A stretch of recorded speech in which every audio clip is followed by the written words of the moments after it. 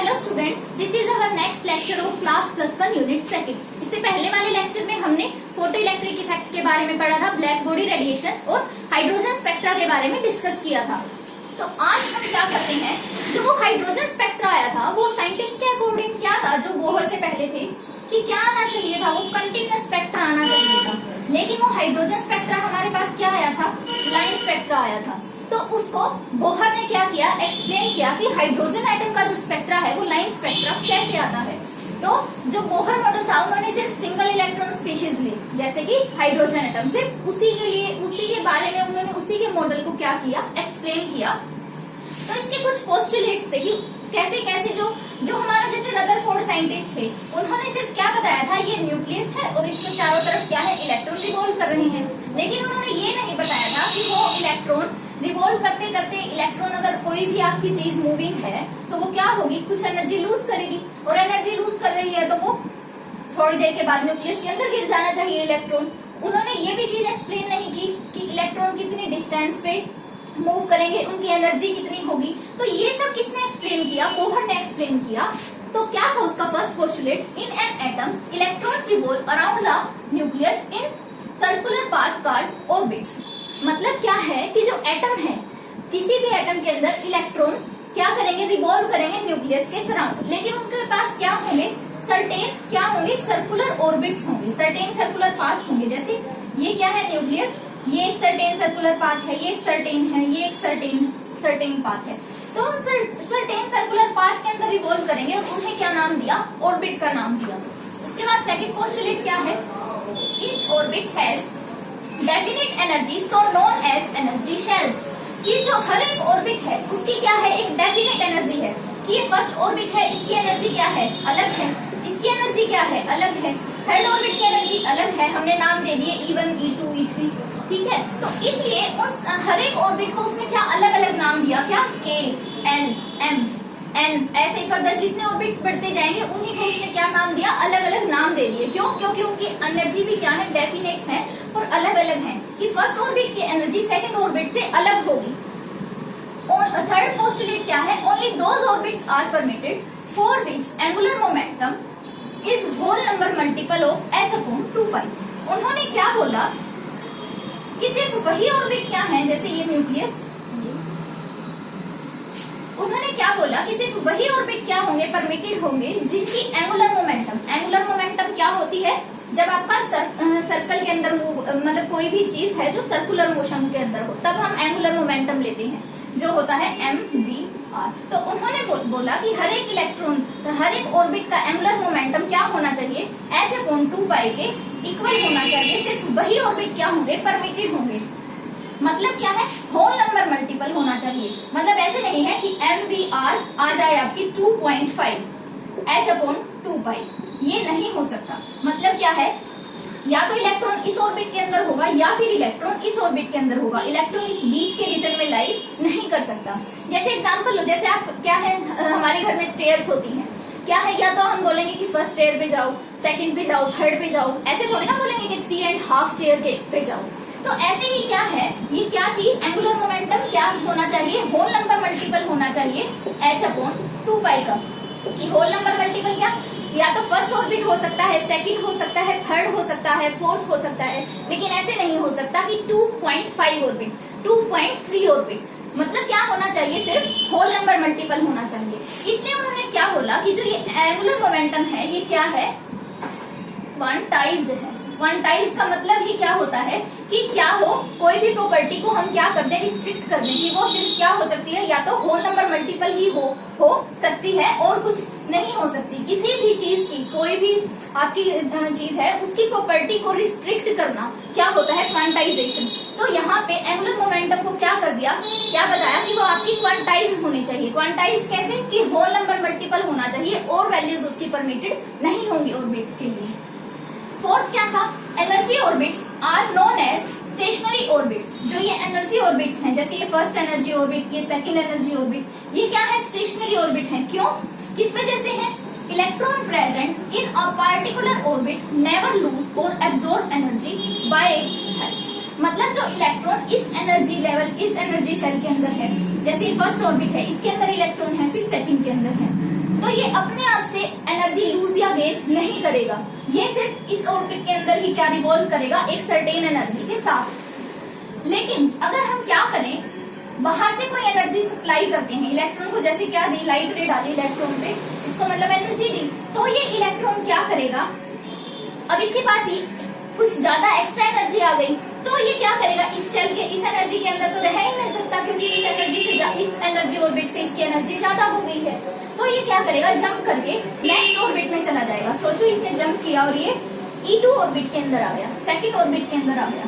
यहाँ थी इसकी एनर्जी E1 और यहाँ सेकंड ऑर्बिट में क्या है, हमने माना कि E2। तो E1 थी फर्स्ट ऑर्बिट में, E2 थी सेकंड ऑर्बिट में। लेकिन कोई भी अगर आपकी चीज है, कोई भी थिंग है, अगर वो क्या है, एक्साइटेड स्टेट में है, कोई भी स्पीसीज है, वो क्या होती है, अनस्टेबल होती है। Excited state is always unstable. तो ये इलेक्ट्रॉन क्या करेगा, वापस से अपनी ग्राउंड स्टेट में आएगा, वापस से जहां, जैसे यहाँ क्या था, एक्साइट होके E2 में गया, तो वापस से क्या करेगा, E1 में आ जाएगा। तो क्या होगा, जितनी एनर्जी इसने गेन की थी उतनी ही एनर्जी इसे लूज करनी पड़ेगी, तभी E1 के अंदर आ सकता है। तो इसलिए चेंज इन एनर्जी क्या आएगा, डेल्टा E। डेल्टा का मतलब चेंज इन एनर्जी क्या होगा, E2 माइनस E1, क्योंकि E2 क्या है, ज्यादा एनर्जी है, E1 क्या है, कम एनर्जी वाला ऑर्बिट है। तो डेल्टा E कितना होगा, E2 माइनस E1। और जैसे क्या बताया इन्होंने कि अगर हायर उसमें जाएगा तो कितनी एनर्जी गेन करेगा, 1 क्वांटा। अगर 1 क्वांटा इसने एनर्जी गेन की है तो ये लूज भी क्या करेगा, 1 क्वांटा एनर्जी ही लूज करेगा। तो यही चीज बताई बोहर ने कि क्या है, ऑर्बिट्स है, इलेक्ट्रॉन उनके अंदर क्या करते हैं, राउंड करते हैं, डेफिनेट एनर्जी होती है इन ऑर्बिट्स की, और ऑर्बिट्स की एंगुलर मोमेंटम क्या होनी चाहिए, होल नंबर मल्टीपल होनी चाहिए h/2π का। और क्या है, जो एनर्जी है, एनर्जी ऑर्बिट्स है, उनको स्टेशनरी बोलते हैं। लेकिन जो उसके अंदर इलेक्ट्रॉन्स हैं, अगर उन पे बाहर से हम एनर्जी डालेंगे तो वो एनर्जी क्या करेगा, गेन करके क्या हायर ऑर्बिट में चला जाएगा। लेकिन एक्साइटेड स्टेट क्या होती है, अनस्टेबल होती है, तो वो अपनी एनर्जी लूज करके वापस से किसमें आएगा, ग्राउंड स्टेट में। और जो चेंज इन एनर्जी होगा वो हम क्या लिखेंगे, delta E is equal to E2 minus E1। E2 कुछ भी हो सकता है, यहाँ पे 3, 4, 5, 6, ऐसे ही E1 भी कुछ भी हो सकता है कि वो क्या करे, E2 से E4 में चला जाए। तो डेल्टा चेंज इन एनर्जी क्या होगा, E4 माइनस E2 होगा। तो ये थे बोहर के क्या पोस्टुलेट्स, नोटेड डाउन।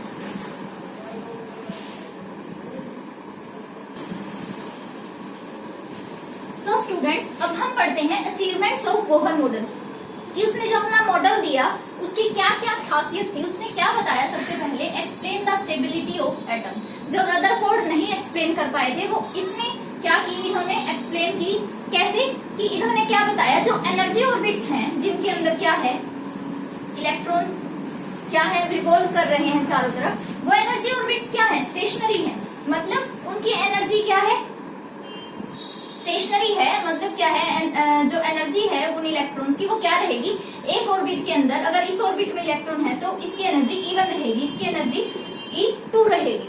तो इस वजह से जो इलेक्ट्रॉन है वो अपनी एनर्जी खुद से एब्जॉर्ब या लूज नहीं कर सकते। वो सिर्फ कब कर सकते हैं ऐसा, अगर हम एक्सटर्नली कोई क्या करें, एनर्जी इलेक्ट्रॉन को सप्लाई करें। तो खुद से इलेक्ट्रॉन अगर एनर्जी लूज और गेन नहीं कर सकते, इसका मतलब क्या है, वो स्टेशनरी स्टेट के अंदर है।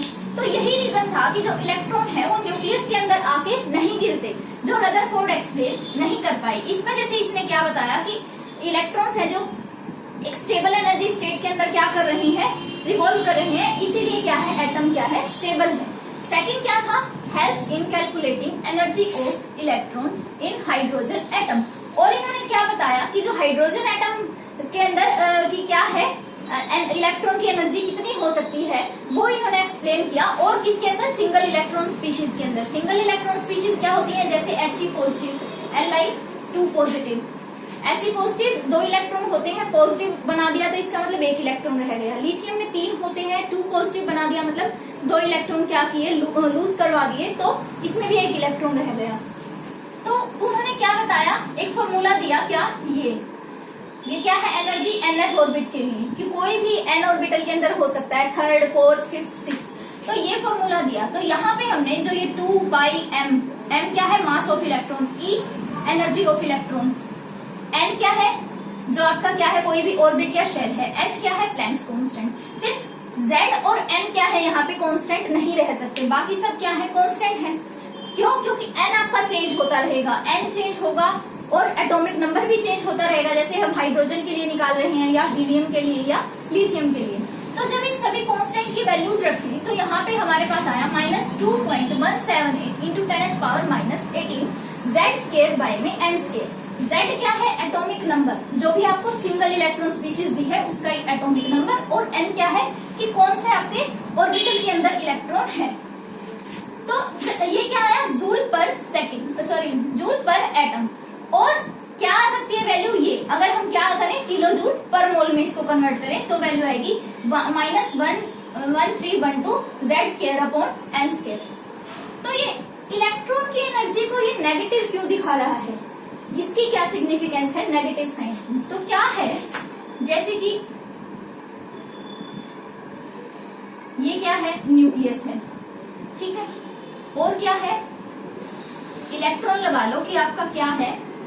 nth ऑर्बिट के अंदर है। जब इलेक्ट्रॉन क्या हो आपका इनफाइनाइट लेवल पे हो, हम सोच रहे हैं कि एनर्जी क्या है? 0 है। जब इलेक्ट्रॉन क्या है? न्यूक्लियस से बहुत दूरी पे है, मतलब जहां पे न्यूक्लियर चार्ज क्या हो जाता है, न्यूक्लियर चार्ज का अफेक्ट होना खत्म हो जाता है, वही आपका क्या हो जाता है?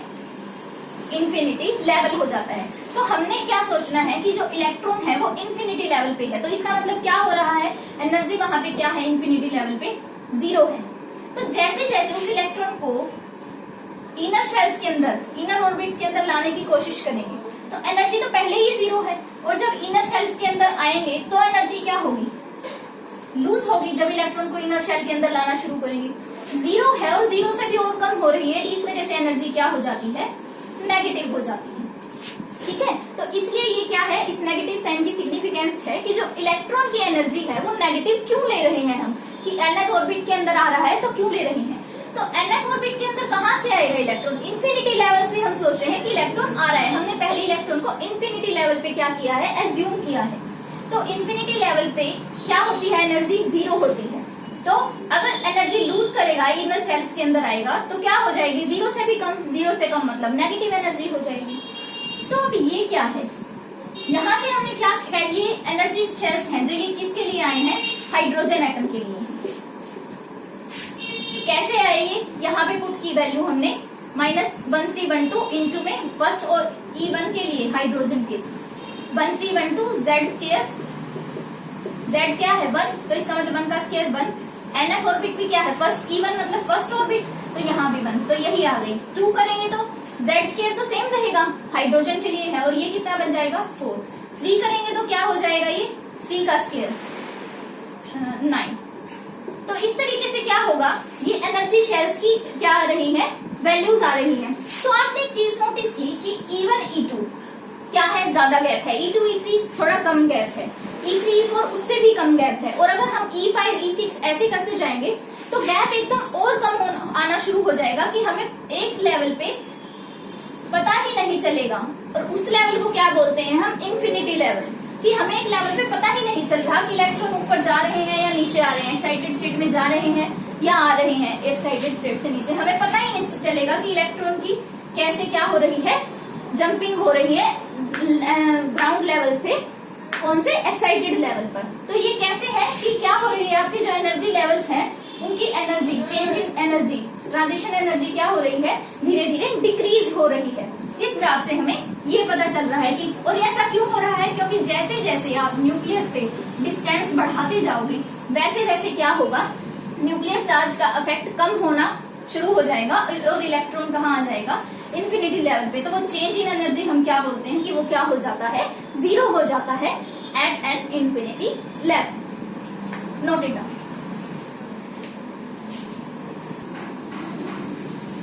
सो स्टूडेंट्स, अब हम पढ़ेंगे कि बोहर की फोर्थ अचीवमेंट क्या थी, कि इन्होंने कैसे एक्सप्लेन किया हाइड्रोजन स्पेक्ट्रम को। तो क्या होता है कि जो कोई भी इलेक्ट्रॉन है वो क्या सोचता है कि मैं कितना पास रहूं न्यूक्लियस के क्या रहे? ज्यादा से ज्यादा क्लोज रहे। क्यों? क्योंकि न्यूक्लियस के जितना क्लोज रहेंगे उनकी एनर्जी उतनी ही क्या रहेगी? कम रहेगी। तो हर एक स्पीशीज क्या सोचती है कि वो क्या रहे? लोएस्ट एनर्जी स्टेट में रहे। और इलेक्ट्रॉन जो होते हैं ऑर्बिट्स के अंदर वो क्या होते हैं? कोई भी एनर्जी है जो अपने आप से लूज या गेन नहीं करते। अगर कोई आउटर सोर्स से हम एनर्जी डाल रहे हैं, जैसे कि ये फर्स्ट ऑर्बिट में क्या है, इलेक्ट्रॉन है, यहाँ से हमने एनर्जी की रे डाली, तो ये इलेक्ट्रॉन क्या करेगा, एक्साइटेड स्टेट में जाएगा। तो हम इसको हाइड्रोजन एटम मान रहे हैं, तो हाइड्रोजन एटम में सिर्फ एक इलेक्ट्रॉन होता है। तो हमने क्या सोचा, हमने क्या लिया कि 1 क्वांटा एनर्जी इसने एब्जॉर्ब की एच न्यू, और ये कहाँ चला गया, E2 एनर्जी शेल के अंदर, सेकंड शेल के अंदर चला गया। तो ये यहाँ पे आ गया इलेक्ट्रॉन, लेकिन एक्साइटेड स्टेट क्या होती है आपकी, अनस्टेबल होती है। तो इसलिए ये दोबारा से जितनी एनर्जी इसने एच न्यू ली थी वही ये क्या करेगा, ड्रॉप कर देगा, उस एनर्जी को लूज कर देगा। तो इसलिए डेल्टा ई हमारे पास क्या आ गया हाइड्रोजन एटम के लिए, E2 माइनस E1।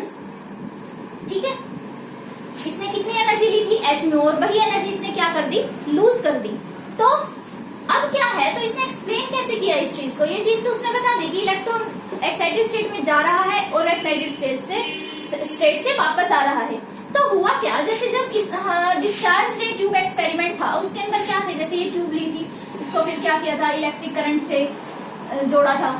तो क्या था इसके अंदर, डिस्चार्ज ट्यूब के अंदर जो हाइड्रोजन एटम्स हैं उनको क्या किया, इलेक्ट्रिक करंट पास करवाया। तो हाइड्रोजन एटम के अंदर सिर्फ एक ही इलेक्ट्रॉन होता है और different many number of hydrogen atoms थे इसके अंदर, पूरी गैस भरी हुई थी।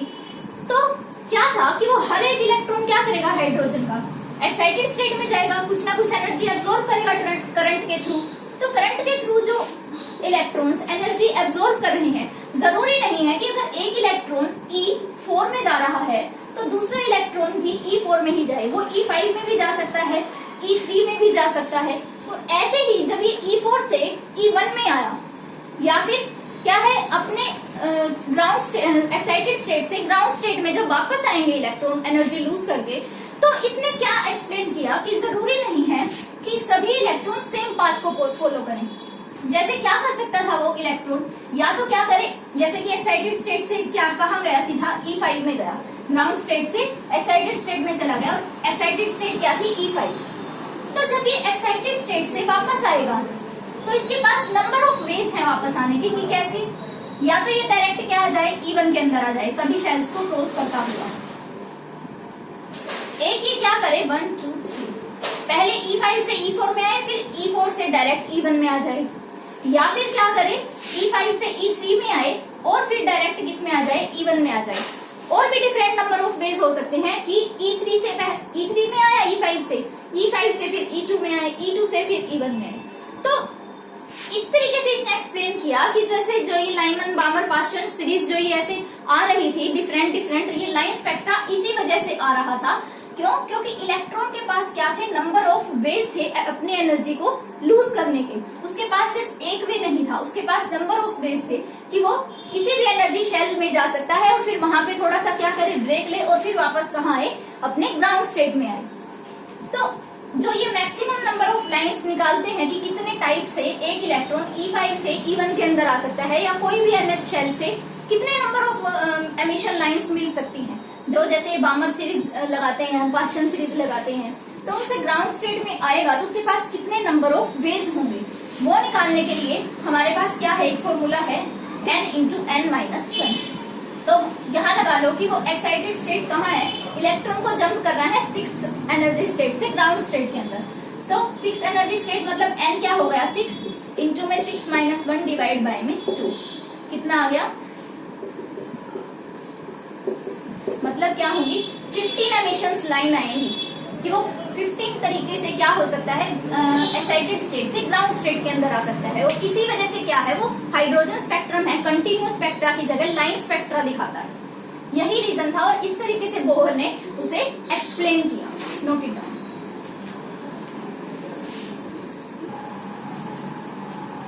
सो स्टूडेंट्स, अब हम पढ़ेंगे बोहर्स मॉडल की लिमिटेशंस क्या थी। इसने अच्छा मॉडल दिया हाइड्रोजन एटम से, क्या है, एटम की स्टेबिलिटी को भी क्या किया इसने, डिस्क्राइब किया, बट फिर भी इसके अंदर कुछ लिमिटेशंस थी। क्या, फर्स्ट लिमिटेशन तो यही थी कि ये मल्टीपल इलेक्ट्रॉन स्पीशीज पे एप्लीकेबल नहीं था, सिर्फ सिंगल इलेक्ट्रॉन स्पीशीज पे एप्लीकेबल था। दूसरी क्या थी, it does not explain multiple spectral lines in a single line in electronic transition, कि जब ये इलेक्ट्रॉनिक ट्रांजिशन हो रही है तो हमें क्या दिखता है कि सिर्फ ये एक लाइन है ऐसे, लेकिन एग्जैक्टली इसे क्या जब अच्छे से देखा गया, अच्छे से इसको एनालाइज किया गया, तो एक लाइन के अंदर मल्टीपल क्या थी, लाइंस थी। उस चीज को भी इसने एक्सप्लेन नहीं किया। और इसने एक्सप्लेन नहीं किया affect of splitting of spectral lines in magnetic field, कि मैग्नेटिक फील्ड जब लगाते हैं हम स्पेक्ट्रल लाइंस के को, जो भी स्पेक्ट्रा हमारे पास आ रहा है उसको, उसके पास हम कोई भी मैग्नेट या मैग्नेटिक फील्ड लेके जाते हैं तो वो लाइन स्प्लिट हो जाती है। उसको भी इसने क्या नहीं किया, एक्सप्लेन नहीं किया। और उस इफेक्ट को हम क्या बोलते हैं, जीमन इफेक्ट। ऐसे ही जब इलेक्ट्रिक फील्ड लगाते हैं तो भी लाइन स्पेक्ट्रल लाइंस की स्प्लिटिंग आती है, उसको भी इसने एक्सप्लेन नहीं किया, उसे स्टार्क इफेक्ट बोलते हैं। और इसने एक्सप्लेन नहीं किया कि एंगुलर मोमेंटम है जो क्वांटाइज्ड क्यों है, क्यों होनी चाहिए क्वांटाइज्ड। फिफ्थ क्या था, it could not explain wave nature of electron. इसने वेव नेचर ऑफ इलेक्ट्रॉन को भी एक्सप्लेन नहीं किया। इसने इलेक्ट्रॉन को क्या माना, पार्टिकल माना, वेव नेचर को एक्सप्लेन नहीं किया इसने। लास्ट क्या था, it does not explain shape of molecules when atoms combine, कि जब हाइड्रोजन एटम कंबाइन कर रहे हैं तो उनकी क्या शेप होगी, ये भी ये बोहर मॉडल नहीं एक्सप्लेन कर पाया। इनको आगे आने वाले फर्दर साइंटिस्ट ने एक्सप्लेन किया, जैसे डी ब्रोगली, हिजेनबर्ग, ये सब आए, फिर इन्होंने एक्सप्लेन किया जो बोहर्स की लिमिटेशंस थी उसे। Note it down.